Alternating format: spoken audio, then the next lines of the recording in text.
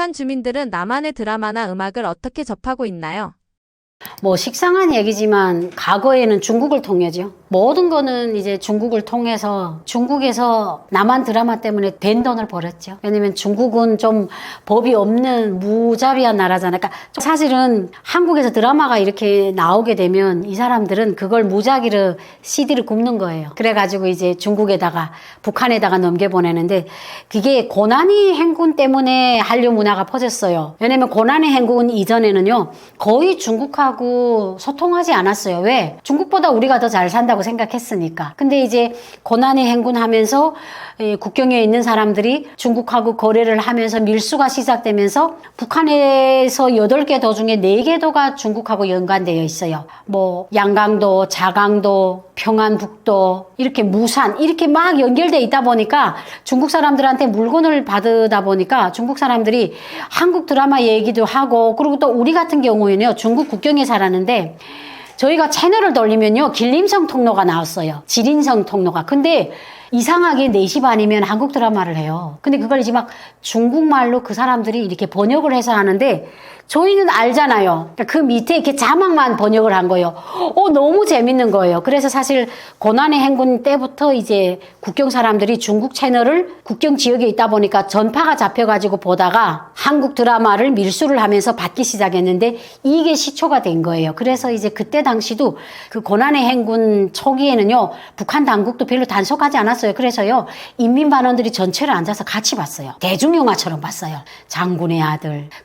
저는 제 에피소드가 있는데 장군의 아들이 그렇게 야한 영화인 줄 몰랐어요. 그냥 장군의 아들 보는데 진짜 인민반의 엄마들이 조금 통하는 엄마들이 4-5의 남편들과 같이 한 10대 명이 지금 담요를 치고 보는데 갑자기 야한 영상이 나오는 거예요. 그래서 저희 다 머리 숙였잖아요. 그게 남편들도 그러니까 북한에는 약간 그런 화면들을 본 적이 없어가지고 근데 그때는 막 그렇게 보지 말라고 해도 그렇게 단속을 세게 안 하다가 이제 북한 당국이 이러다는 안 되겠다 이래가지고 이제 대대적으로 단속을 했는데 최근에 코로나 이후에 들어와서부터는 아예 이제 거의 중국에서 못 넘어온다고 들었어요. 그런데 그럼에도 불구하고 북한 주민들이 전체적이지는 않지만 아직도 한국 드라마를 지금 나오는 걸 보고 있어요. 그래서 어떻게 보냐 했더니 항해남도나 개성 같은 경우에는 한국 채널이 잡힌대요. 안테나, 위성 안테나만 씌우면. 그럼 이 사람들이 중국에서 그 실시간으로 나오는 한국 영화를 잡아가지고 거기서 CD를 만드는 거예요. 그래가지고 그걸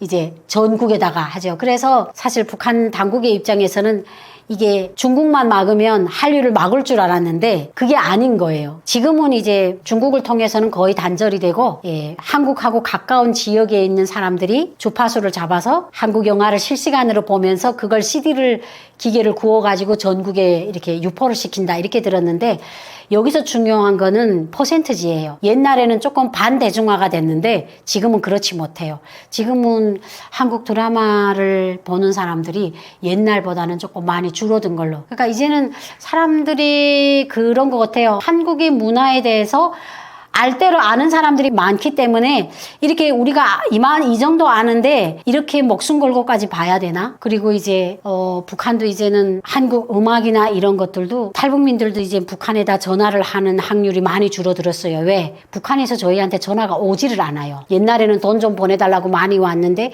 지금은 이제 돈을 보내게 되면 50%를 중간에서 떼는 데다가 국경 지역에 전파 탐지기가 많이 생기면서 전화를 못해요. 그러니까 이제 소통의 창구가 아예 닫히진 않았는데 좀 많이 줄어들고, 그리고 이제 중국을 통해서 많이 들어가던 한류 문화가 어떻게 보면 거의 단절이 되고, 그러다 보니까 과거에 비해서는 좀 많이 줄었다. 네, 한국을 드라마나 음악을 접하고 있는 그런 퍼센트지가 많이 줄었다고 볼 수가 있죠. 장마당에서 밀수로 들어오는 콘텐츠는 얼마나 되나요?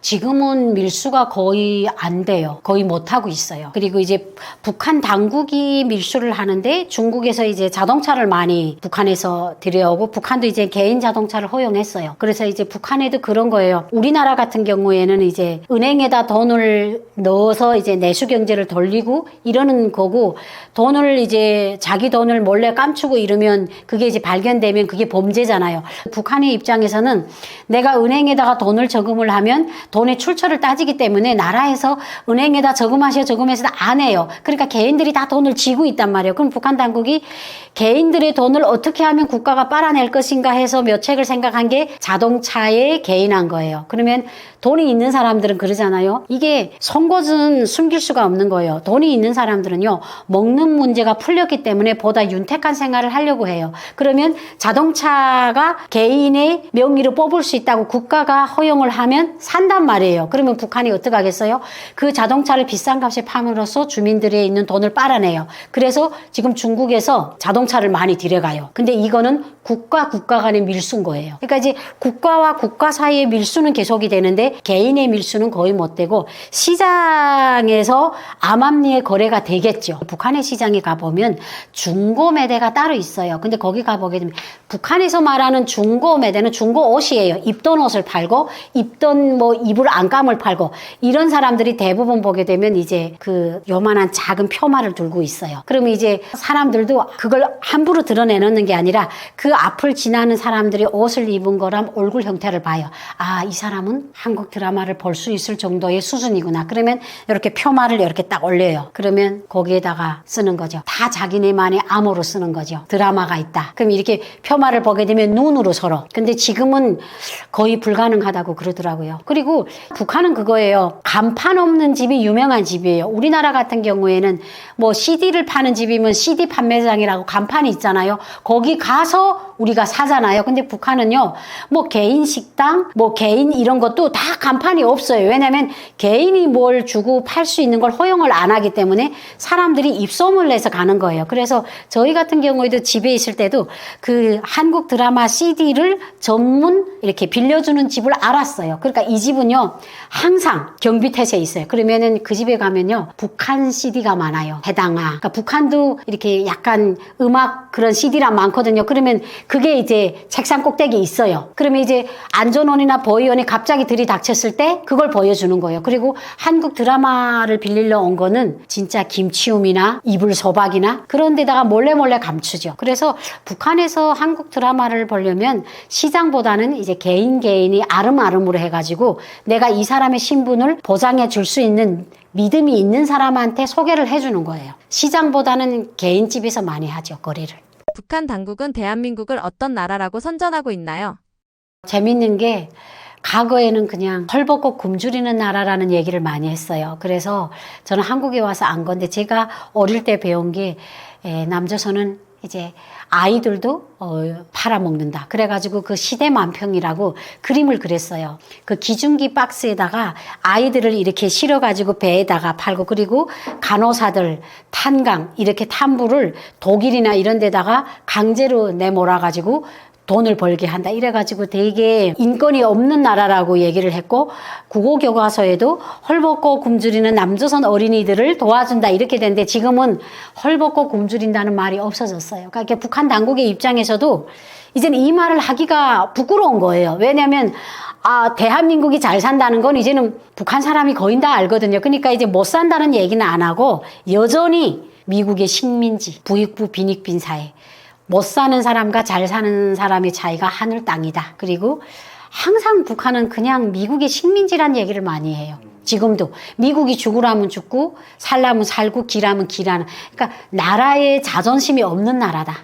경제적으로 헐벗고 굶주리는 나라란 얘기는 이제는 부끄러워서 안 해요. 더 이상 그런 선전을 하지 않는 이유는 무엇인가요? 고란의 행군 그때 북한에서 이제 대한민국 쌀이 많이 들어왔잖아요. 북한에서 그걸 인민들한테 한 번도 대한민국에서 이렇게 쌀을 보내줘서 우리가 공급한다는 얘기를 안 했어요. 근데 이 쌀들이 군량미를 들어갔다가 그 군부대에서 또 몰래 빨아서 시장에서 비싼 값에 팔았는데 그 마대가 문제였어요. 포대. 그 포대에 대한민국이라고 썼거든요. 그래서 처음에는 대한민국이 어느 나라냐 긴가민가 했다가 남조선이구나. 근데 사실은 우리는 90년도 중반부터 중국 쌀을 많이 먹었어요. 근데 저희가 중국 쌀을 먹다가 대한민국 쌀을 먹었는데 차원이 다른 거예요. 그 한국 쌀을 북한 사람들이 유리쌀이라고 했어요. 안이 다 디귿다 보인다고. 너무 풀기가 있고. 그러니까 이제 쌀이 그렇게 맛있는데 이런 쌀을 생산하는 나라가 이게 가난한 나라겠냐. 그러다 나니까 이제 북한 당국의 입장에서는 이제 더 이상 인민들을 속여야 될 명분이 안 선 거예요. 그리고 이제는 남조선이 경제적으로 뒤떨어졌다 이런 얘기를 죽어도 못해요. 그러니까 이제 그거는 이제 북한 당국이 인정을 하다 보니까 그러니까 다른 면에서 좀 많이 까죠. 그리고 이제 남한에서 시위들이 좀 많이 일어나잖아요. 근데 그 시위가 어떤 목적으로 일어났는지를 상세하게 말 안 해요. 그냥 사실은 이렇게 간판 같은 것들 보면 알잖아요. 그 예를 들면 뭐 우유값이 올랐다 내려라. 지하철비가 너무 비싸다. 이렇게 해서 시위하는데 그 시위를 하는 프랑카트 글은 다 모자이크예요. 그냥 사람들이 이렇게 막 싸우는 것만 얘기해요. 그러면 이제 북한 당국 입장에서는 이게 다 정부가 잘못해서 인민들이 들고 일어난다 이렇게 우리한테 보여주거든요. 그래서 저희는 맨날 그 북한에 있을 때 그랬어요. 왜 남조선 사람들은 저렇게 불만이 많을까? 왜 저렇게 자꾸 자기 나라를 위해 저렇게 자꾸 투쟁을 할까? 싸울까? 이런 생각을 많이 했는데 한국에 와서 보니까 그게 아닌 거예요. 그냥 시위의 자유가 있고 누구나 시위를 할 수 있고 또 시위를 한다고 해서 다 들어주는 것도 아니고 그러니까 어떤 이유로 시위를 하는지를 북한 주민들이 알게 됐을 때 북한 주민들 입장에서는 남한을 경멸하는 게 아니라 이야 세상에 저런 거 가지고도 우리가 반기를 줄 수가 있구나 그럴 자유가 있구나 이걸 알기 때문에 북한 당국이 그렇게 교모한 거예요. 왜 시위를 한다는 팩트를 전달 안 하고 그냥 둘이 뭉실하게 우리한테 보여줘요. 그리고 북한에는 노동신문이 이제 6면까지 있어요.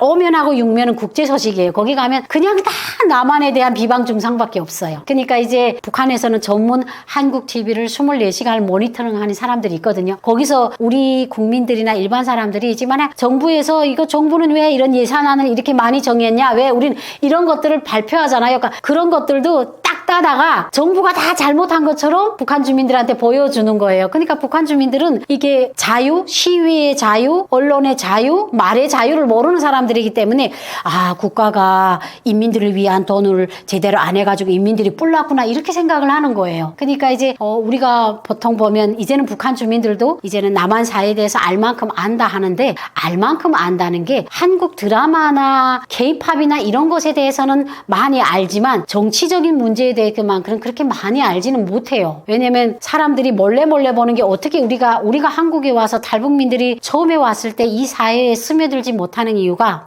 한국 사회의 구성을 몰라서 그러는 거예요. 그러니까 그 자유에 대한 것들을 다 자유가 있으니까 혼돈이 되는 거예요. 혼란스러운 거예요. 아니 그러면 이름은 이까진 사람은 다 말해야 되나? 이름은 나라가 좌로 갈까 오로 갈까? 이렇게 혼돈을 하는 거예요. 그러니까 우리가 여기 와서도 이렇게 자유에 대해서 되게 혼돈스러운데 밖에서 몰래 본 사람들이 그 자유를 어떻게 제대로 이해를 하겠어요. 그러니까 이제 북한 주민들은 북한의 선전에 속아 넘어갈 수 있는 가능성이 있죠. 그러니까 저희도 여기 와서 저는 이제 13년이 됐으니까 거의 다 이해한다기보다는 아 저렇게 구조가 됐고 체계가 됐구나 이렇게 알고 있을 뿐이지 아직도 남한 사람들하고 앉아서 얘기를 하기는 아직도 멀었어요. 본질적인 같은 건 아직도 이해를 잘 못하거든요. 그러니까 북한 주민들이 아예 이해를 못하는 사람들한테 이렇게 남한에서 시위를 벌리는 걸 정부의 잘못이라고 딱 찍어가지고 얘기하니까 북한 주민들 입장에서는 아, 뭘 잘못했기에 백성들이 들고 일어나겠지 이렇게 잘못 생각하고 있는 거죠. 그게 북한 당국의 대남 선전이에요. 북한 당국이 장마당을 막지 못하는 이유는 무엇이고 북한 주민들에게는 어떤 장소인가요?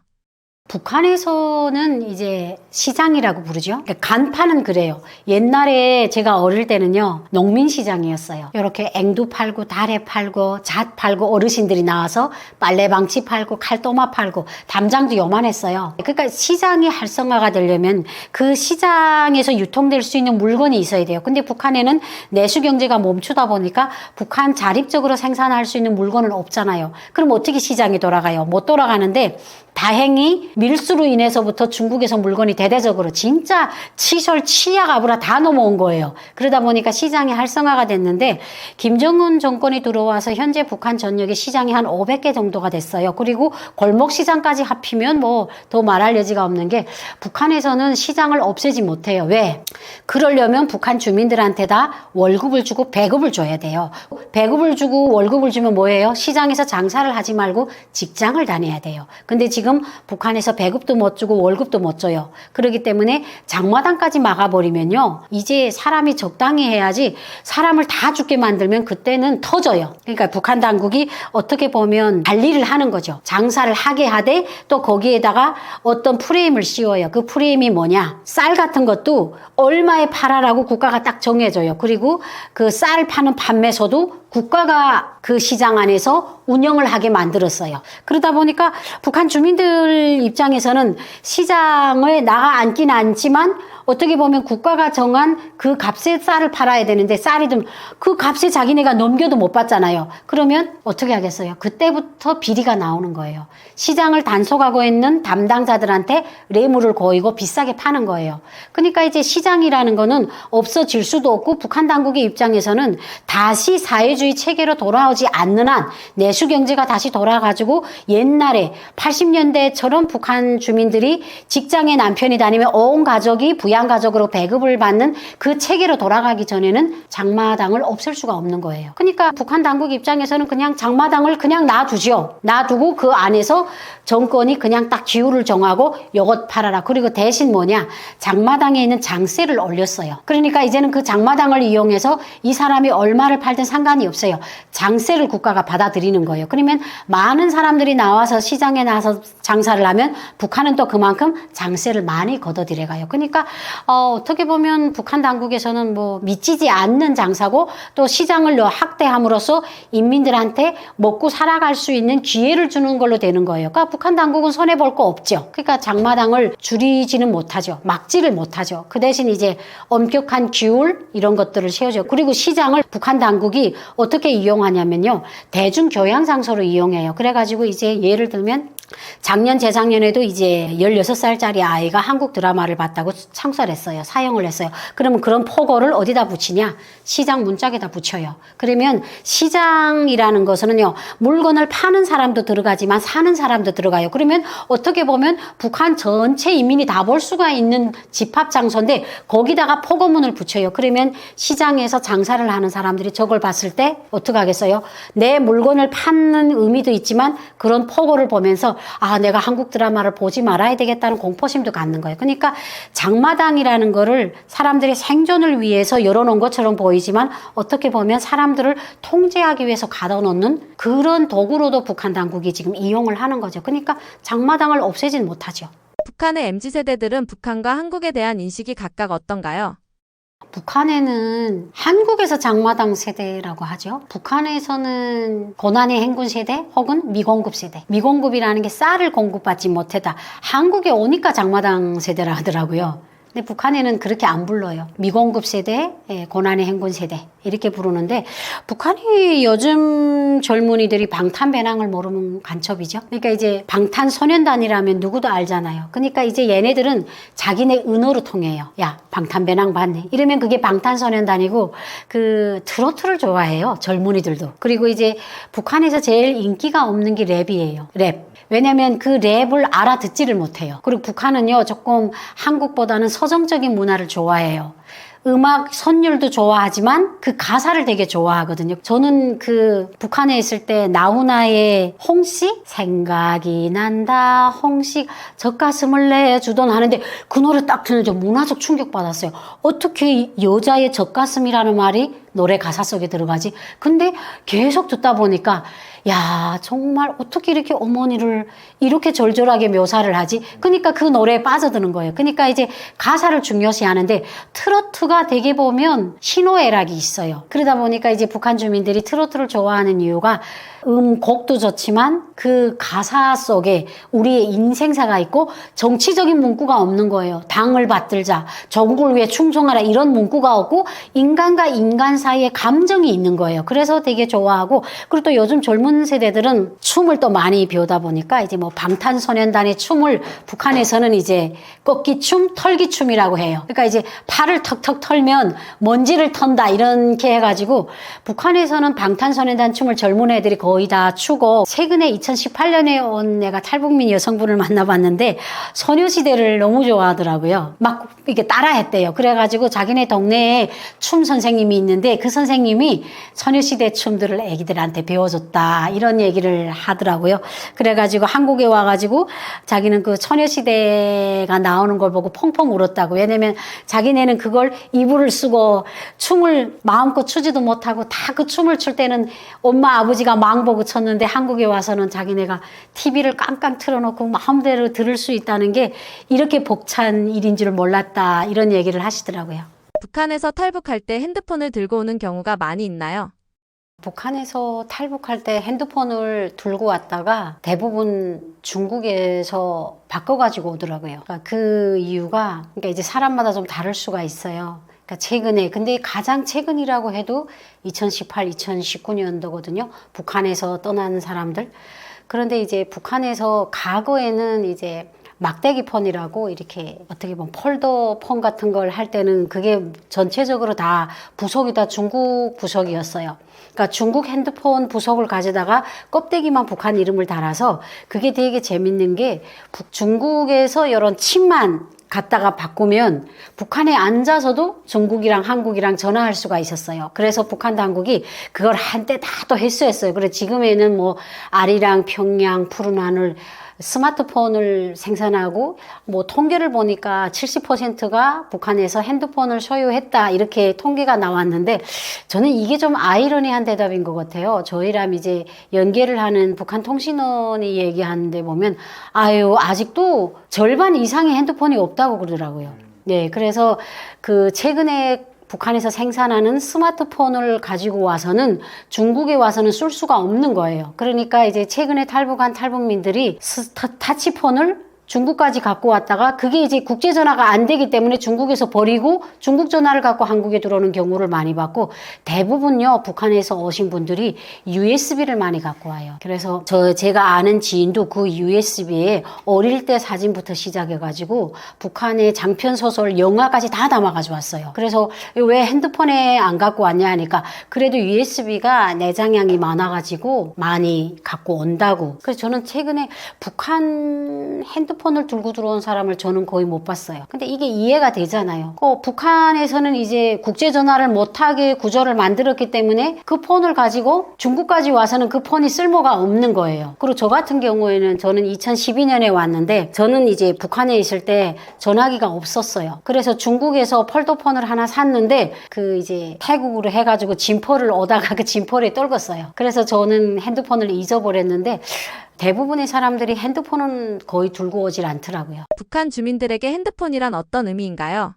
그러니까 사람마다 다르죠. 내가 어떤 일을 하냐에 따라서 장사를 하게 되면 이게 내 생계. 왜냐면 북한도 이제는 정보 시대예요. 그러니까 옛날에는 뭐 공중전화에 매달려서 야 거기 돈대 얼마냐 환율 얼마냐 이렇게 해가지고 하고 야 항해도에서 쌀이 얼마란다 여기는 얼마란다 이렇게 하던 시대는 지났어요. 그러니까 이제 북한은 아무리 이제 교통수단이 열악해도 그래도 개인들이 차를 대절을 내가지고 장사를 한단 말이에요. 그러면 대부분 평양에서 사타가루 같은 거는 평양에서 사서 지방에 내려와요. 그러니까 이제 나르기 장사, 달리기 장사라고 하죠. 이런 분들은 핸드폰이 있어야 돼요. 핸드폰이 있어서 임의 시간에 전화를 해서 야 요즘 여기 설탕값이 내렸다. 환율이 내린다. 이렇게. 그러니까 달리기 장사나 환율 장사 그러니까 북한에선 돈대꼬라고 하거든요. 이런 사람들은 핸드폰이 정보 전달을 위해서 너무나 필요한 거고 그리고 이제 시골 같은 경우에는 대부분 옛날 폴더폰을 많이 쓴대요. 그러니까 그분들은 그냥 안부 전화만 하면 되는 거예요. 그리고 이제 대학생들 같은 경우에는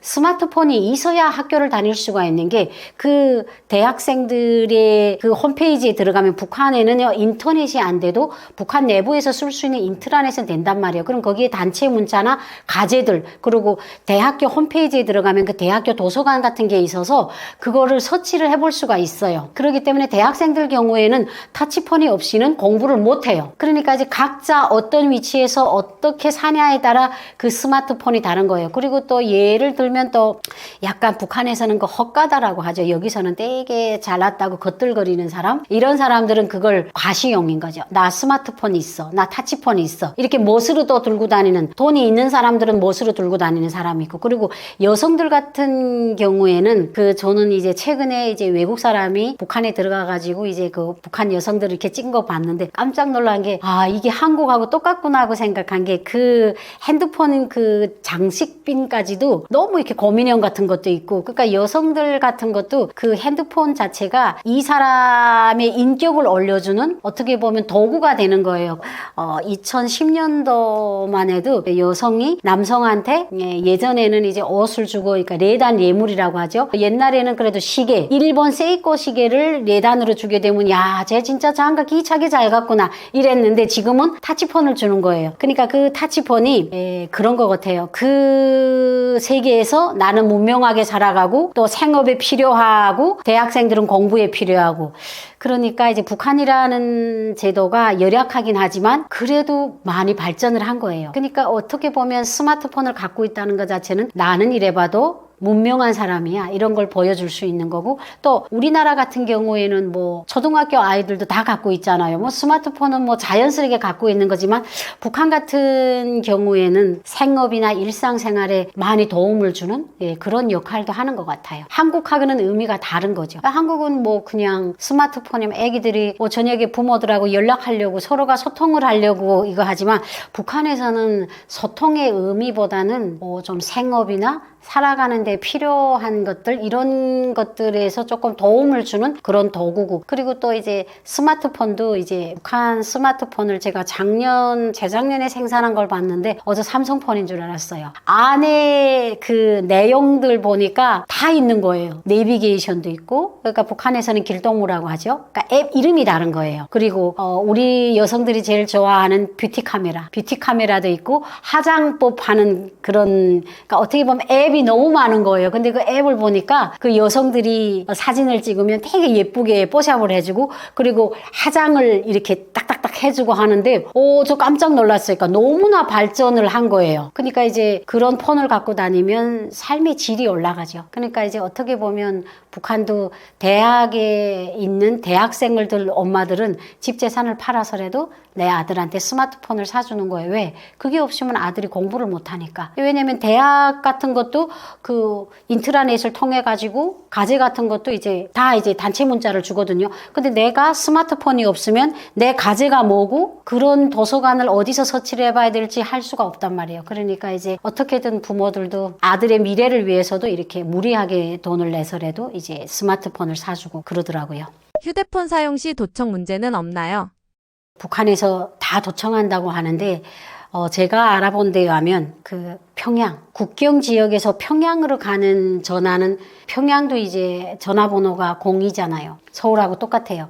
그러니까 이제 그 집 전화나 이런 것들은 이제 국경 지역이나 밀수나 탈북을 할 수 있는 위험 지역의 전화만 도청을 한다. 이렇게, 그러니까 우리 기준으로 생각을 해도 전 국민을 도청한다는 게 그게 얼마나 시스템이 복잡하고 발전해야 돼요. 근데 북한이 그 정도는 안 됐단 말이에요. 근데 이제 일단은 북한에는 요시찰 대상이라는 게 있어요. 다 이제 보위원들을 통해서, 스파이를 통해서 다 검증된 이렇게 위험 대상들이 있는데, 이런 사람들 거는 도청을 하죠. 그리고 이제 대부분의 탈북민들이 이제 평양에 적을 둔 분들이 집에 전화번호를 알아도 전화를 못하는 이유가, 꼭 뭐 국경에 있는 브로커를 시키면 할 수 있잖아요. 근데 이제 02로 들어가는 전화는, 지방에서, 더군다나 국경에서 02에 들어가는 전화는 전부 다 도청을 한다고 들었어요. 그리고 이제 뭐 뉴스를 보니까 길거리에서 노동자 규찰 대가 핸드폰을 빼들어가지고 이제 오빠라는 말만 나와도 단속하고 뭐 그런다는 얘기가 있더라고요. 근데 사실은 저희 때도 그냥 친오빠만 오빠라고 했는데, 그 후에는 2000년도에 들어오면서 많은 사람들이 그냥 동네 오빠도 오빠라고 부르는 애들이 많았어요. 근데 야, 이게 오빠라는 것까지 단속을 할 정도인가? 그러니까 북한 당국에서 어떻게 보면 남한식 오빠라는 게, 어떻게 보면 애인을 오빠라고 부르는 게 남한식이라고 생각을 해서 아마 그렇게 열을 올리지 않나, 그런 생각도 들고 좀 여러 가지 생각이 드는 것 같아요. 탈북 과정 중에서 가장 힘들었고 위험했던 순간이 언제였나요? 그냥 중국을 벗어나기 전까지는 다 위험했는데, 저는 일단 딱 넘어서 무섭더라고요. 그러니까 이제 중국 브로커가 저를 안아가지고 중국 땅에다 놓고 오토바이 가지러 갔는데 그때 이제 중국 변방대가 나와가지고 이렇게 강을 훑는 거예요. 그래서 제가 바위 옆에 붙어 앉아서 패딩을 이렇게 뒤집어 썼어요. 그러니까 이제 전지불로 보게 되면 후레쉬를 보게 되면 그냥 바위였던 것 같아요. 근데 실제로 브로커가 오토바이를 갖고 오는 시간이 기껏해야 15분, 20분밖에 안 걸렸었는데 와, 저는 그게 한 10시간으로 느껴지고 그리고 이제 중국 국경에서 안쪽으로 들어가야 라오스까지 가거든요. 근데 거기에 만강초선가? 거기를 꼭 거쳐야 되는데, 와, 저는 지금도 있잖아요. 그 남성들이 그 까만 군화 반짝반짝 하는 걸 신으면, 그걸 보면, 그때가 13년 전이 생각이 나는데, 무조건 거기는 국경이기 때문에 그 군인들이 무조건 들어가는 버스를, 연길로 들어가는 버스를 다 세우고 올라와요. 버스에 올라와가지고, 이거 증명서를, 신분증을 검열을 하는데, 제가 그때 이체도 안 지는 게 이게 팔 안에다가 마분지를 넣어가지고 이렇게 기부수 한 것처럼 붕대를 감았어요. 그리고 안경을 끼고 머리프로 헤치고 브로커가 나보고 이렇게 자는 체 하래요. 그래서 이렇게 잤는데 눈은 이렇게 보는데 그 구두발이 내 앞에까지 척척척척 온 거예요. 그러니까 옆에 앉은 브로커한테 물어보는 거예요. 그 중국말로. 그러니까 이제 다쳐서 연길에 있는 병원을 간다고 얘기하니까 한참 다리를 가지고 머뭇머뭇하더니 돌아서 나가더라고요. 근데 저는 사실은 팔을 키부스를 이렇게 한 채 그 발만 봤거든요. 저 발이 언제 이렇게 방향을 바꿔서 갈까? 저는 그게 제일 좀 위험했던 것 같아요. 넘어온 이후로는 어떤 위기 상황이 있으셨나요? 넘어와서도 여러 번 탈북 과정을 힘들었죠. 그러니까 이게 브로커들이 보통 한두 명을 넘기는 게 아니라 탈북민이 한 20, 30명이나 10명 이상이 됐을 때 어떤 숙소에 모였다가 한 번에 이동해요. 그러다 보니까 이제 사람들이 일행이 많고 아이들이 많잖아요. 그러니까 이제 그 주변에서 누가 중국 사람들이 야, 저 아파트 저 몇 층 몇 호에 사람들이 많이 모여 있는데 이상하다. 그래 경찰에다 신고를 하거든요. 그러면 그 기숙사에 있던 사람들이 다 잡힐 수밖에 없어요. 그래서 밤에 잘 때도 항상 가방을 메고 잤던 기억이 나요. 그래서 무사히 오긴 왔는데 저는 항상 얘기하잖아요. 이제 다시 13년 전으로 돌아가서 탈북을 하겠냐고 안 하겠다고. 저는 그냥 거기서 살겠다고. 그러니까 이게 뭐 한두 시간 몇 마디를 할 수는 없는 것 같아요. 그냥 한국의 인천공항에 도착하기 전까지는 전 비행기 탔을 때도 불안했어요. 또 북한으로 갈까봐. 그런 사건들이 일어났다고 괴담들이 많아가지고. 그래서 그냥 그때 너무 마음을 조이고 있어서 그런지 모르겠는데 다음 생에 태어나면 그냥 거기서 어떻게든 죽지 않고 살 국리를 하겠다. 근데 성공을 했으니까 너무 잘했다 하는데 그 가정들이 너무 힘들어가지고 탈북할 엄두가 안 나는 것 같아요. 결정적으로 탈북을 결심하게 된 계기는 무엇인가요? 저는 아들을 좀 밝은 곳에서 키우고 싶었고 북한엔 전기가 안 오고 그냥 새까만 데서 아이가 빈집에서 맨날 혼자 집을 지켰고 그리고 한편은 제가 그때 30대였어요. 한국 드라마를 보면서 저는 경력 단절이 된 사람이잖아요.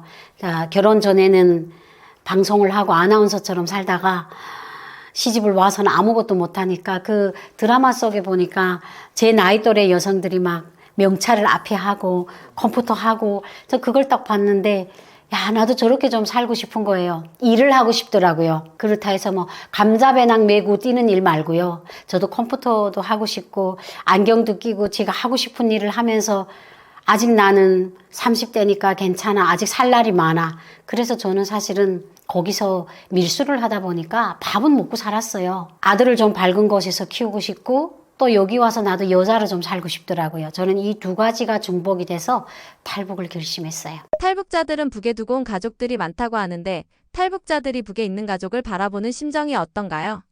지금은 좀 많이 좀 괜찮아졌는데 정착 초기는요. 설날하고 추석이 없었으면 좋겠어. 그러니까 이제 일단 공원에 가도 가족끼리 있는 사람들만 보면 그걸 외면하게 되더라고요. 그러니까 너무 부러운 거예요. 그리고 이제 막 한국 친구들도 있잖아요. 막 형제들이 막 뭐 돈 때문에 싸우고 막 진짜 막 뭐 가서 제사상 차리는 것도 힘들고 막 이런 얘기를 하면 나도 좀 돈을 꿔달라고 한바탕 싸울 동생이 옆에 있었으면 좋겠다. 내가 부자는 아니지만. 그러니까 이게 옆에 있을 때는 그 소중함을 몰라요. 그 가족이라는 집단에서 동떨어서 돌멩이처럼 혼자의 한국이라는 땅에 떨어지니까 진짜 거기서 살았던 38년이라는 시간 가족들하고 같이 살았던 시간들이 너무나 소중한 거예요. 그래서 사실은 부럽죠. 부럽고, 그리고 또 저 같은 경우에는 또 이제 생각을 바꾸게 한 게, 아들이 이제는 20대가 넘었으니까 아들한테 항상 주입을 주는 거죠. 또 새로운 가족을 여기서 만들고 싶은 거죠. 그래서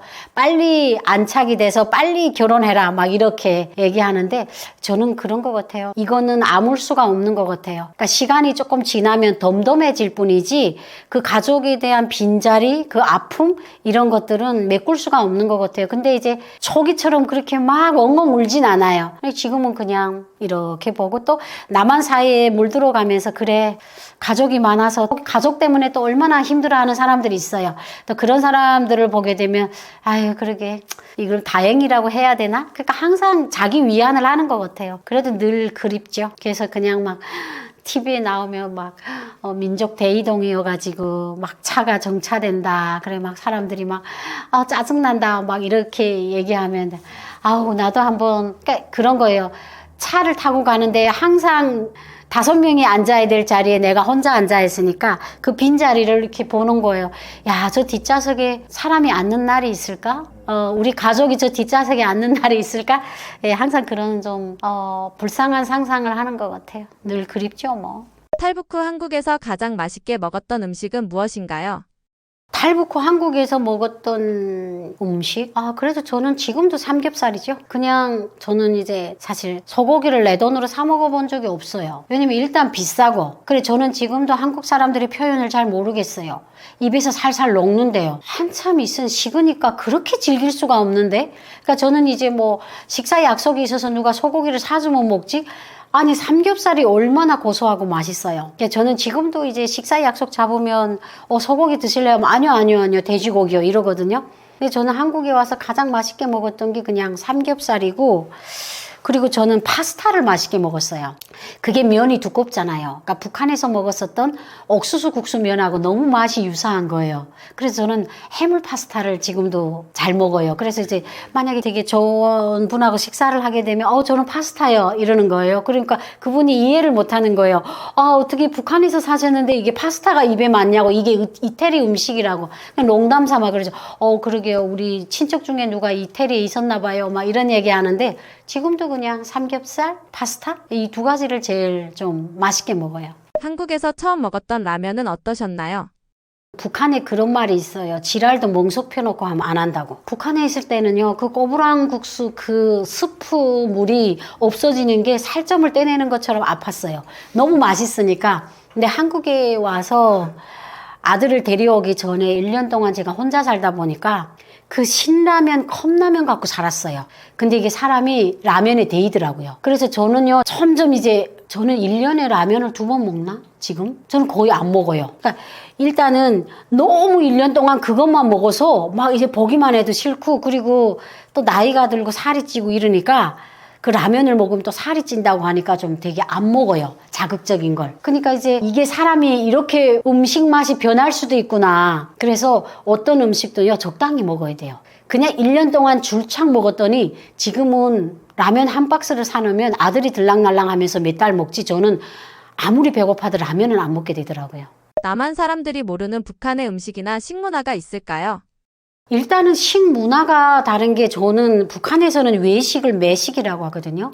외식이란 말을 안 해요. 사서 먹는다. 살매를 쓰거든요. 그래서 저희가 북한에 있을 때는 매식을 하는 사람이면 되게 부정적으로 봤어요. 저렇게 밖에 나가서 뭘 자꾸 식당에서 사 먹고 하면 세간살이를 제대로 하겠냐. 근데 제가 한국에 와서 정착 초기에도요, 저는 그때 이제 뭘 음식을 사 먹는다는 걸 상상도 못할 때인데, 저녁이면요 막 문까지 여름에 열어놓고 막 사람들이 거기서 막 음식을 먹는 거예요. 그래 제가 이렇게 창문을 들이다보, 아르바이트 끝나고 나오면서, 야, 저 사람들은 다 월급을 털어가지고 저렇게 맨날 식당에 와서 사 먹어가지고 언제 돈을 모을까, 제가 그렇게 생각했거든요. 근데 제가 13년을 살다 보니까 어떤 때는요, 사 먹는 게 돈 아끼는 거예요. 그 재료를. 왜냐면 백반집이나 김밥집 같은 것도 정말 맛있게 하는 집이 동네에 있으면요, 만약에 이제 된장찌개 8,000원 그 재료를 8,000원 주고 못 끓여요. 제가 집에서 세간살이 해보니까. 그러니까 이제 외식을 하는 게 저는 낭비가 아니라고 생각하거든요. 그리고 음식을 하는 시간에 다른 일을 하면 돈을 더 벌어요. 그러니까 저는 사실 이렇게 한국에 와서 이런 외식 문화를 제가 이렇게 따닥 주사 하나를 튕겨보니까 밖에서 빨리 해놓은 음식을 먹고 그 시간에 들어가 일을 하면 더 버는 거예요, 돈을. 그래서 제가 외식 문화에 대해서 되게 외면하지 않는데 북한은 아직도 그래도 매식 문화는 시장에서 뭘 사 먹고 이러는 것들이 좀 아직도 이제 좀 안 좋은 그런 이미지가 있고, 그리고 북한 사회라는 게 내가 시간당 일을 할 수 있는 일거리도 많지 않고, 이러니까 대부분은 그냥 다 재료를 사가지고 집에 와가지고 먹는데, 저는 지금도 놀라운 게 13년이 됐는데 아프면 그냥 북한 음식을 먹어요. 우리나라 보면 이제 부산을 비롯해가지고 탈북민들이 운영하는 북한 식당이 진짜 많아요. 거기는 북한 음식을 하거든요. 인조고기밥, 두부밥, 순대, 언감자떡 막 이렇게 하는데, 다른 때는 안 찾는데 아프면 딱 고향 음식이 생각나는데, 그것 중에서도 그 감자 전분으로 만든 녹마국수, 그 냉면 있잖아요. 한겨울에 소한 때, 흑한 때도 열이 나고 아프면 그 국수를 먹고 싶은 거예요. 그래갖고 저 인천의 남동구에 있는데 수십 킬로를 차를 타고 가서 그 국수를 두 그릇 먹으면요, 이상하게 열이 내려요. 그래서 이게 고향 음식이라는 게 오랫동안 우리 입에 질들여왔던 그런 음식도 있지만 향수도 있고, 그러니까 우리가 아픈 게 조금 병적인 것도 있지만 어떻게 보면 고향을 떠나와서 심리적인 아픔도 같이 우리가 있구나. 그러니까 고향 음식을 먹는 순간에 그게 해소가 되는 거예요. 그리고 이제 그쪽에서는 또 배달도 잘해줘요. 그래서 이제 겨울 같은 경우에는 녹마 전분 국수를 눌러서 얼려가지고 저희 집에다 보내주거든요. 그럼 저 살짝 데치기만 하면 돼요. 그래서 저희 냉장고에 지금도 감자 전분 국수가 있는 거예요. 그리고 저녁 같은 때는, 그리고 또 녹마라는 게 감자 음식이어서 살도 안 쪄요. 오줌 한 번 넣으면 끝이에요. 그러면 살도 안 쪄요. 그래서 이제 냉장고에다 그걸 채워두는 거죠. 새터민들이 해외에서 북한 식당을 가기도 한다는데 어떤 느낌인가요? 제가 대학원 다닐 때 중국 갔었어요. 제가 거기를 북중국경 안내를 맡았거든요. 제가 북한 사람이다 보니까. 그래서 제가 백두산 중국으로 해서 장백산으로 가는 그 도중에, 그때는 이제 코로나 전이었어요. 북한 식당 갔어요. 북한 식당 갔는데, 저 어떤 느낌이랄까. 안녕하십니까? 어서 오십시오. 막 하는데, 이게 막, 그런 게 있더라고요. 말로 형언할 수 없는, 그리고 그 여성들이 다 이렇게 조선 옷을 한복을 입었어요. 그래가지고 이렇게 식당에다가 이제 막 음식을 데려오는데, 김치, 녹마국수도 있고, 그 김치를 먹어보니까 북한 김치가 아닌 거예요. 그러니까 중국에서 김치를 담 건데, 왜냐면 북한 김치는 맛이 달라요. 쩡하거든요. 그리고 중국 배추는 약간 물배추예요. 근데 북한 배추는 조금 이렇게 예쁘진 않아도 배추가 정말 고소하거든요. 그래서 그렇게 먹는데, 북한 음식 맛은 안 났어요. 그런데 그냥 북한 사람들하고 얘기할 수 있고, 그리고 그 북한에서 저희 살던 동네 옆에가 들쭉가공 공장이었거든요. 거기서 이제 들쭉수를 생산해요. 근데 그 들쭉수를 거기서 판매하는데 한 병에 400위안을 받는 거예요. 그러면 거의 북한에서 파는 100배 가격을 받더라고요, 거기서. 그래가지고 같이 간 일행들이 그 들쭉수를 막 사시더라고요. 그리고 이제 우리가 막 이제 음식을 딱 치우고 공연을 하는데, 그 꽃다발을 우리 옆에다가 이렇게 산처럼 묻어 놓더라고요. 그러니까 사람들이 막 공연을 하니까 그 꽃다발을 하나씩 그 가수분들한테 주는데, 그 꽃다발 하나가 중국 돈 100위안이래요. 그러니까 내가 손님이 그 꽃다발을 100위안에 사가지고 그 북한 식당 종업원한테 주는 거예요. 그러니까 사람들이, 한국 사람들이잖아요. 내가 그때 느꼈던 게, 저만 북한 사람이고 같이 간 일행 30명인가 됐는데 다 한국 사람인데, 그 한국 분들이 그러는 거예요. 야, 우리 민족인데 중국까지 와서 이렇게 고생하는데 우리가 이 꽃을 다 사주자, 이러는 거예요. 그래가지고 그분들이 그 꽃다발을 다 사가지고 100위안씩 주고 사서서 그걸 주는 거예요. 그래서 진짜 우리나라 사람들은 해외에서도 북한 사람을 같은 민족이라고 생각하는 거예요. 근데 사실은 그렇게 해주는 게 우리나라 기준에 봤을 때는 그 여성들한테 돈이 들어가는 거잖아요. 근데 그게 아니거든요. 그 식당 총 책임자한테 들어가서 당자금으로 가거든요. 그래서 제가 중간에 화장실에 나왔어요. 그랬더니 어떻게 하냐면 그 꽃다발을 받은 걸 다 모아가지고 엘리베이터를 해가지고 또 2층에 또 올리는 거예요. 그 꽃다발을 뱅뱅 돌리더라고요. 그래서 그냥 그 북한 여성분이 제 귀다 대고 물 좀 드시겠습니까? 이러는 거예요. 근데 손을 잡아보자고 그랬어요. 제가 손 잡아봐도 되냐고 하니까 그분은 제가 한국 사람인 줄 알고 이렇게 손을 주는 거예요. 야, 근데 그냥 너무 따뜻했어요. 그래서 제가 혹시 고향이 어디세요? 하니까 얘네가 다 평양 아이들인데 차강도 만포십니다. 이러는 거예요. 그러니까 이제 일률적으로 평양에서만 뽑지 않고 전국에서 왔다 이런 걸 말해주기 위해서 고향을 속이더라고요. 그래가지고 몇 살이냐 이렇게 물어봤는데 뭐 24살입니다. 뭐 이렇게 얘기하는데 음식보다는 저는 사실 그 고향 말을 들으면서 되게 조금 뭉클했어요. 근데 음식은요, 그렇게 맛있지 않았어요. 그리고 해놓은 지가 오래돼서 그런지 그냥 절반이 북한 맛이 나고 절반이 중국 맛이 났어요. 그 조미료를 다 중국 거 써가지고 되게 북한 음식 같진 않았어요. 북한이 생각나는 음식도 있으신가요?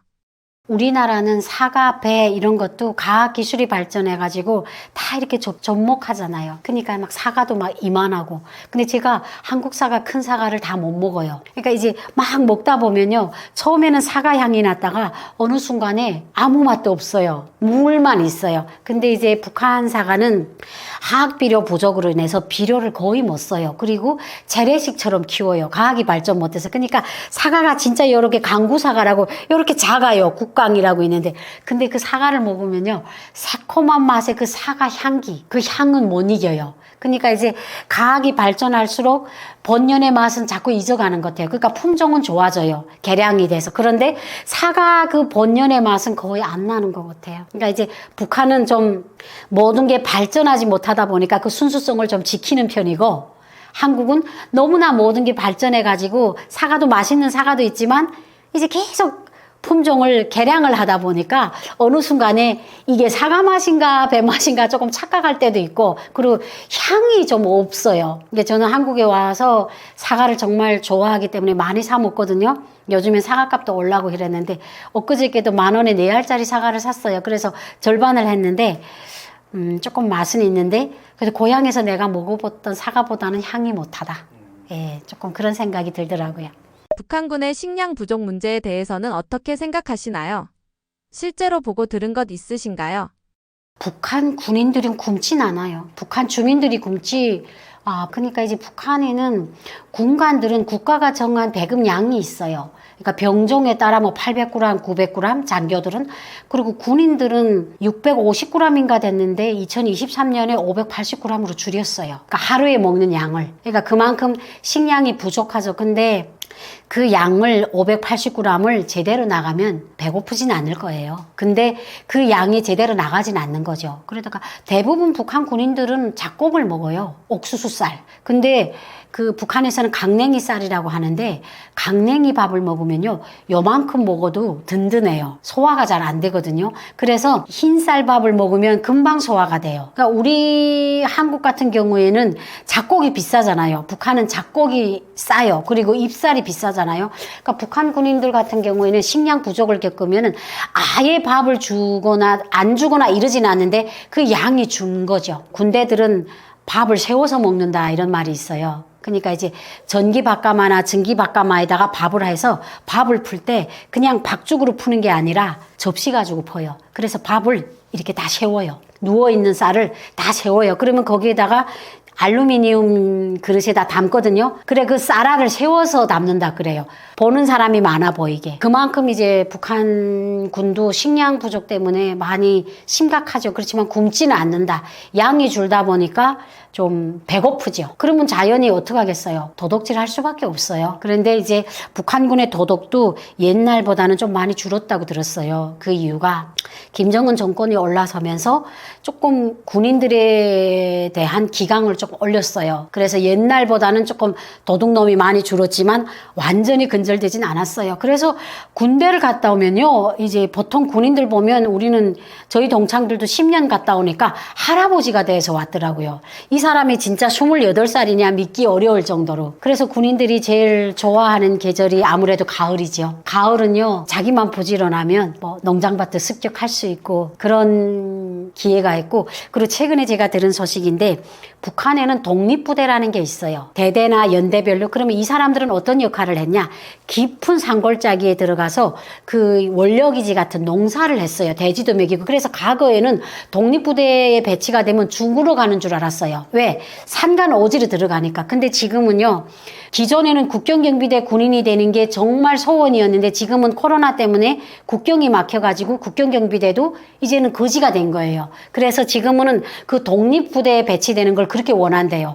차라리 깊은 산속에 들어가서 농사를 자기네가 짓잖아요. 그러면 자기네가 먹을 것만큼 먹을 수 있고, 그 독립부대 군인들이 눈이 많이 오는 날을 그렇게 좋아한대요. 그래, 왜 좋아하냐? 그러면 이제 깊은 산골짜기다 보니까 산사태가 나고 눈이 막혀갖고 대대나 연대하고 소식이 끊긴대요. 그러면 자기네한테 연락이 안 온대요. 그러면 그걸 제일 좋아한대요. 그러면 어차피 자기네가 농사 지은 거가 있기 때문에 거기서 자기네는 배불리 먹을 수가 있잖아요. 그러니까 산속에 갇혀도 내 배만 부르면 되는 거죠. 북한에는 수령, 군대, 백성이에요. 이렇게 순서를 넣으면 돼요. 그러니까 이제 수령이 다 통치를 하고, 그래도 군인들이 있어야 나라를 지키기 때문에 군인들한테 아예 이제 쌀을 주진 않는데 요즘에 들어와가지고 애국미, 군량미를 인민들한테 자발적으로 내라고 강요해요. 군대한테 애국미를 내라고. 옛날에는요, 애국미를 무조건 잘랐어요. 배급을 줄 때는 10kg, 5kg. 근데 배급을 안 주니까 자를 수가 없잖아요. 그러니까 이제는 좀 내라. 나라를 위해서 좀 헌신해라. 그래, 최근에도 북한에서 애국미를 바치라고 주민들한테 독촉한다고 그러더라고요. 탈북에 실패한 북한 주민들이 간다는 정치범 수용소는 어떤 곳인가요? 정치범 관리소라고 해요. 북한에는 정치 수용소라는 말 안 해요. 북한에는 경제범들이 가는 거는 일반 교화소고, 정치범들이 가는 데는 정치범 관리소라고 하는데, 일단은 뭐 탈북민만 가는 게 아니고요. 이제 북한 이제 간부들, 이제 뭐 장성택 라인에 있다가 처형을 당했거나 아니면 처형을 당하지 않은 사람들이 많이 가고, 일단은 나라의 정치적인 문제, 예를 들면 그거예요. 집에 노동신문이 있는데 수령님 초성화가 있는데 그걸 모르고 뜯었어요. 근데 그걸 누가 인민반장이 신고했어요. 그 사람도 정치범이 되는 거예요. 그러니까 북한에서 정치라는 거는요, 김부자 개인이에요. 그러니까 북한에서 김부자는 나라도 대신하고 국가도 대신하고 정치적인 중심에 있어요. 그러니까 거기에 조금 어긋나는 행동이나 말을 한 사람들은 다 정치범이고, 그리고 이제 예를 들면 그런 얘기 하잖아요. 야, 진짜 배급도 안 주면서 맨날 왜 이렇게 동원만 시키냐. 이거는 말반동이에요. 말로 이 사람도 정치범인 거예요. 그러니까 정치범이라는 폭이 너무 큰 거예요. 그리고 이제 솔직하게 말하면 탈북자에도 부류가 있어요. 탈북을 했는데 중국에서 잡혔어요. 이 사람들은 정치범이 아니에요. 중국에 살면서 한국행을 시도하다 잡힌 사람들이 정치범인 거예요. 그러니까 중국에서 살다가 잡혀온 사람들도 중국에 있을 때 교회를 접했거나 한국에 가려고 시도를 했거나 이런 사람들은 정치범인데, 그냥 팔려가서 시골에 가서 농사짓다 잡혀서 이 사람들은 정치범이 아니에요. 그래서 근데 이제 우리가 그러잖아요. 그러면 잡혀왔더라도 나는 교회에 간 일이 없습니다. 나는 한국에 가려고 안 했습니다. 이렇게 말하면 되지 않냐. 천만에요. 북한, 일단은 중국에서 북송된 사람들은 무조건 보위부 집결소라는 데를 가요. 거기서는요, 죽은 사람들 입을 열게 됐어요. 내가 안 한 것도 해야 됐다고 해요.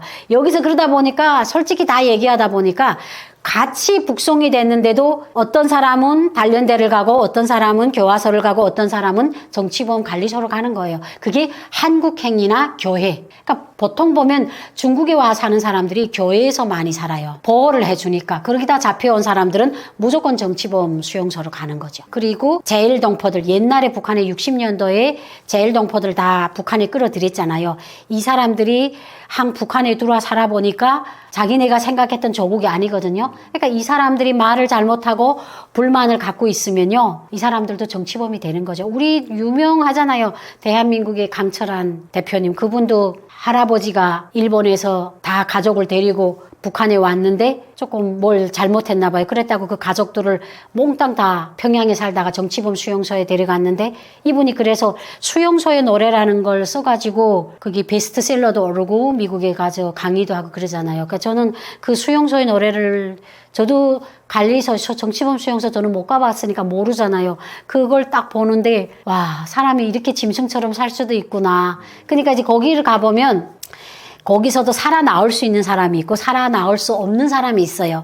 그러니까 어떻게 보면 엄중하게 죄를 지으면 아예 나오지 못하는 그런 지역에다 놓고 일반 정치범들은 그 주변에다 놓는데요. 그럼 이 사람들이 10년 동안 형기를 채우고 정말 열심히 살면 다시 나올 수도 있고, 그러면 정치범 관리소에 있다가 나온 사람들도 있어요. 제 친구도 중국에 팔려갔는데 남편이 한국에 일하러 갔어요. 그런데 소식이 없으니까 한국 영사관 앞에서 한국에 가려고 거기서 어서번거리다 잡혔거든요. 그래서 북송이 됐는데 여기 와가지고 나는 한국에 간 남편을 따라가려고 한국 영사관에 들어가려고 했다. 이래가지고 얘가 정치범 관리소가 5년 있었거든요. 그러다 나왔어요. 그래서 정치범 관리소를 가보면 그냥 거기는 그러더라고요.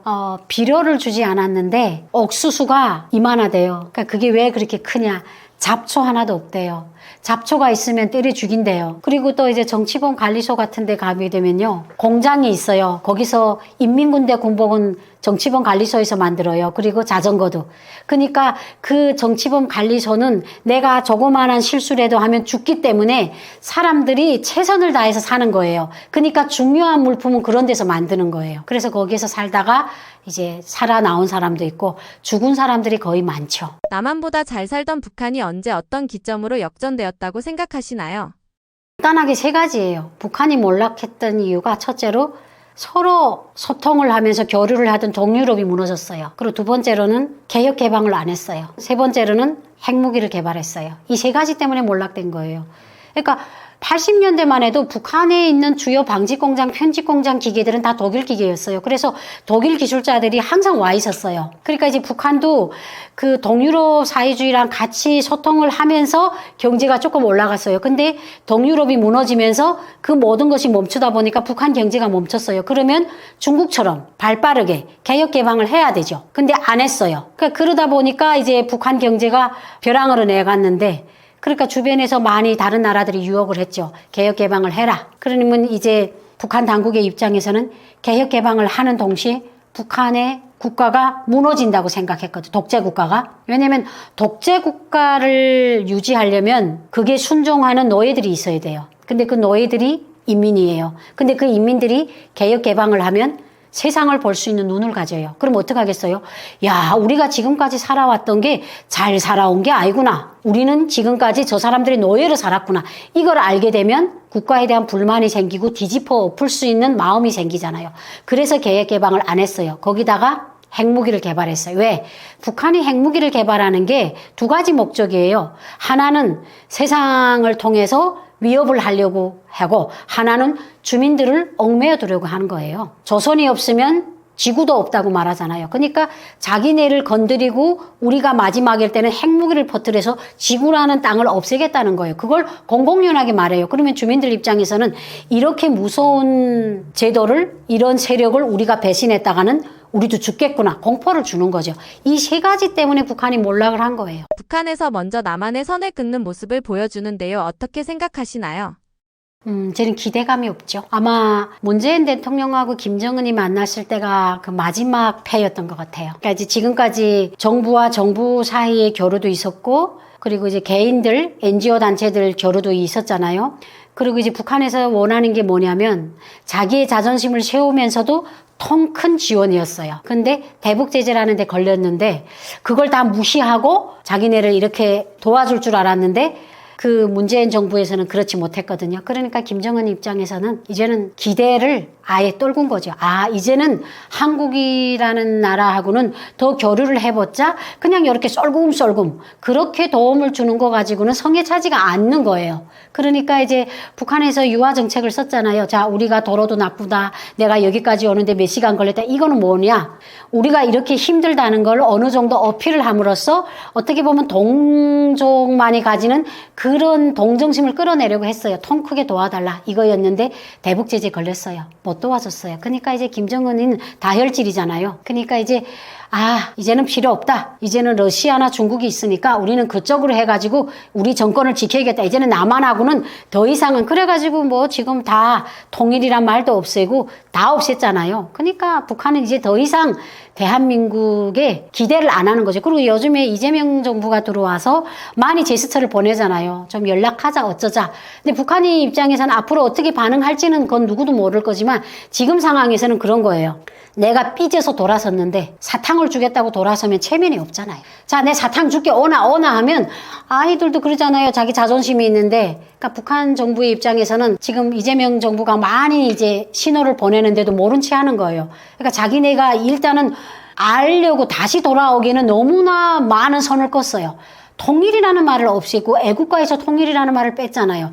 무궁화 삼천리를 뺐어요. 한반도가 삼천리가 아니라는 거예요. 근데 대신 김정은이 그러는 배짱이 있는 거예요. 남한이 아니면 살아갈 수 없나? 살아갈 수 있어요. 러시아 전쟁이 끝나잖아요. 그러면 또 얼마나 많은 포괄적 협력 관계잖아요. 러시아라는 생명줄이 있기 때문에 굳이 대한민국이 보내는 그 생명줄을 치지 않아도 되는 거예요. 그러니까 역대적으로 계산해봐도 남한과의 교류를 해봐서 뭔가 하나 자기네 만족하게 된 게 없어. 거기다가 대북 제재에서 안절부절 못해. 아이 싹 걷어치워. 차라리 우리가 단독으로. 그러니까 지금 그리고 러시아하고도 너무 좋게 피를 나눌 정도로 너무 좋게 발전하기 때문에 굳이 대한민국이 제스처에 알겠습니다 굽지를 필요 없는 거예요. 그러니까 북한은 그런 거예요. 자존심도 지키면서 자기네가 살아갈 수 있는 땅 국리를 러시아라는 큰 덩이를 쟀기 때문에 굳이 대한민국에 놓고 하는데 거기에 응답하진 않죠. 근데 앞으로 뭐 점점 어쩔지는 모르겠어요. 앞으로 일은 누구도 내다볼 수는 없지만 지금 현재 상황을 놓고 봐서는 자존심을 버리면서까지 남한에 호응하는 거는 북한 정부의 입장으로서는 내키지 않는 거죠. 2026년에 남북 관계는 어떻게 진행될 것으로 보시나요? 저는 쉽게 풀릴 것 같진 않아요. 그렇지만 이제 우리 정부가 계속 문을 두드렸을 때 미세하게 반응은 할 것 같아요. 조금 미미하게. 그렇지만 그렇게 과거처럼 판문점에서 만나고 이럴 일은 이제는 안 생길 것 같아요. 예, 저는 제 개인적으로는 좀 그럴 생각이고, 그리고 앞으로 이제 북한의 전망을 봤을 때 한국을 배제를 해도 북한은 그 제도가 멈춰설 이유가 없는 나라예요. 그리고 이제 고난의 행군 때부터 이제 30년이란 시간이 흐르면서 수백 명을 아사하면서까지도 살아남은 정권인데 이제는 거기에 사는 주민들 자체도 살아남는 법을 알아요. 그러니까 이제 북한 정권이 당장 발등에 불 떨어진 일이 없어요. 그리고 이제 러시아를 통해서 많은 것을 주고받을 가능성이 많기 때문에 북한이라는 나라가 조금만 도움을 두면 금방 회복될 수 있는 나라예요. 인구도 작고 땅도 작고. 그렇기 때문에 이제 아마 저는 2026년에는 대한민국보다는 러시아하고 좀 통 큰 교류가 있을 거다. 그리고 대한민국에서 계속 문을 두드리면 마지못해 미미하게 반응을 하는 척 할 거다. 저는 이런 생각이 들어요. 네, 안녕하세요. 저는 2012년에 대한민국에 와서 올해로 13년 차 살고 있고요. 지금은 통일부 산하 남북하나재단에서 이제 취재 기자로 활동하고 있고 KBS 라디오를 이제 한 13년 동안 북한 소식을 알려주는 이제 진행자로 활동을 하고 있습니다. 우리 구독자님들 덕분에 채널이 좀 많이 발전을 하고 좋은 반응을 많이 얻더라고요. 그래서 지금도 이제 제가 와보게 되면 여기 관계자분들이 좀 이제 실속 있고 알속 있는 소식들을 여러분들한테, 구독자분들한테 전달하려고 정말 많이 노력을 하고 있더라고요. 그래서 항상 구독, 좋아요도 많이 눌러주시고 주변에 좀 많이 홍보를 해주셔서 우리가 이제 다른 데서는 들을 수 없는 중요한 소식들을 이 떠먹여주는 채널을 통해서 좀 많이 들을 수 있게 많이 노력해 주셨으면 감사하겠습니다. 새해 건강하세요.